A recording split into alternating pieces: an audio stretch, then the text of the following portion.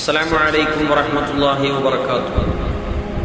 വിശുദ്ധ ഇസ്ലാം 1400 വർഷങ്ങൾക്ക് മുമ്പ് ലോകത്തിനു മുമ്പിൽ പഠിപ്പിച്ച പ്രധാനപ്പെട്ട ഒരാശയമാണ് അദ്ദിബു ഔലാദക്കും. രക്ഷിതാക്കളോടാണ് ഇസ്ലാം കൽപ്പിച്ചത്, നിങ്ങൾ നിങ്ങളുടെ മക്കൾക്ക് സംസ്കാരം പഠിപ്പിക്കുക, അദബ് പഠിപ്പിക്കുക.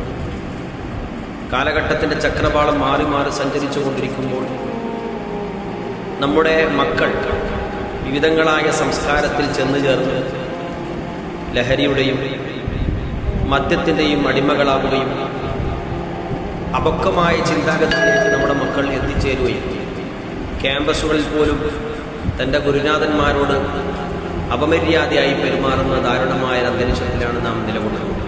അപ്പോഴാണ് ഈ മഹത്തായ വിശുദ്ധ പ്രവാചകന്റെ ഹദീസ് ശ്രദ്ധേയമാകുന്നത്. അദ്ദിബു ഔലാദക്കും, നിങ്ങളുടെ മക്കൾക്ക് കൃത്യമായ അദബും ഗുരുത്വവും ബഹുമാനവും ആദരവും പരിഗണനയും പഠിപ്പിച്ചു കൊടുത്ത് സാംസ്കാരിക മേഖലകളിൽ ഉന്നതങ്ങളായ ശ്രേണിയിലേക്ക് എത്തിക്കാൻ നമ്മുടെ മക്കളെ പരിശ്രമിപ്പിച്ചാൽ മാത്രമാണ് നമ്മുടെ മക്കൾ അനുസരണയുള്ള ഒരു തലമുറയായി മാറുകയുള്ളൂ. അതിന് അല്ലാഹു തൗഫീഖ് നൽകുമാറാകട്ടെ.